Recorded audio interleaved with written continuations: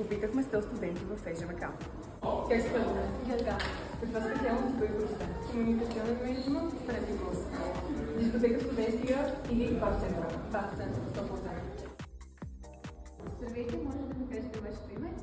Казвам се Николай Михайлов и съм преподавател в факултета по журналистика и масова комуникация. Каква е вашата дисциплина? Моите дисциплини са няколко. Преподавам социология на публичната комуникация, както и философия на комуникацията и етика и образователно въздействие. Нашия въпрос към вас е: посещавате сте музея на факултета и какви са вашите впечатления от него? Да, посещавал съм музея на факултета. Мисля, че това е една много добра идея за факултета, защото той показва историята на развитието на масовата комуникация, която преминава през различни етапи. И в него човек може да намери много примери от това през какво е минало факултета, през какво е минала комуникационната култура и през какво е миналото и образованието на студентите, за това да се стигне до днес. Благодарим ви. Здравейте, как се казвате? Здравейте, Каква специалност сте и кой курс? комуникационен менеджмент, трети.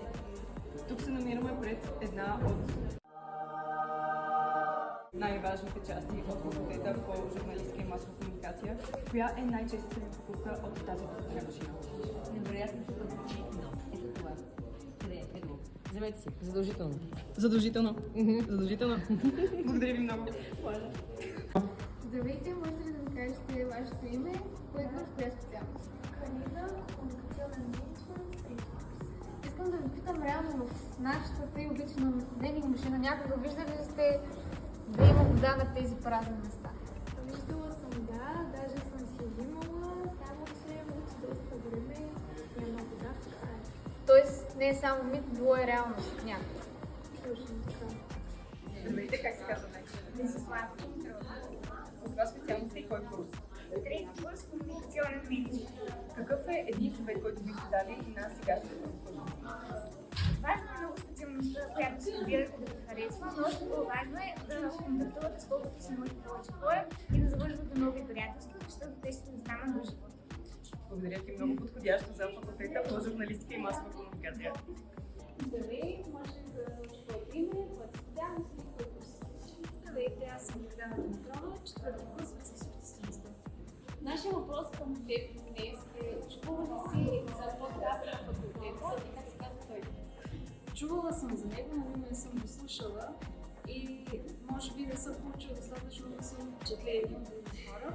Съм достатъчно това, може да научим. Да, казва се Несериозно и е един страхотен подкаст, който вързва на интересни неща, така че чекирай. Може да разкажеш малко за себе си, коя е специалност си, кой си и как се казваш? Казвам се Габриела, вече съм информационна журналистка. Страхотно. Може ли да разкажеш малко повече за това място, в което се намира в момента? Ами аз със единство разбрах него много удобно, защото освен че медицински работи, трябва да не почне да пада пълно също. Затова, когато се случи така, идвам тук да довърши някакви неща и доста приятно. Мисля, че когато съм първо, ще е още по-добре. Здравейте, как се казвате? Николай, Любен. Стела, Каква специалност сте и кой курс? връзки с обществеността, втори курс. Моят въпрос към вас днес е: Тим Мишо или Тим Шишо? Тим Мишо. Само Мишо. Тим Шишо. Тим Шишо. Здравейте! В момента сме с една от най-големите знаменитости на факултета по журналистика и масова комуникация. Тим Шишо. Шишо, имам въпрос към теб. Ще ни издадеш ли тайните на факултета?